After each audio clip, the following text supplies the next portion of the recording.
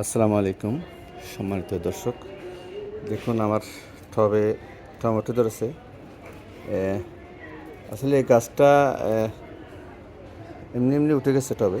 অন্যান্য গাছ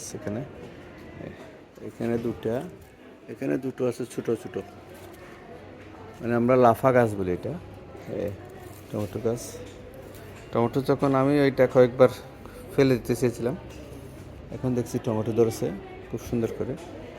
আমি এই গাছে এখন থেকে সার দেব, একটু পানি দিলাম। খুব ভালো লাগতেছে টমেটো দেখে। এখানে আরেকটি গাছে ফুল ধরেছে, এই যে ফুল।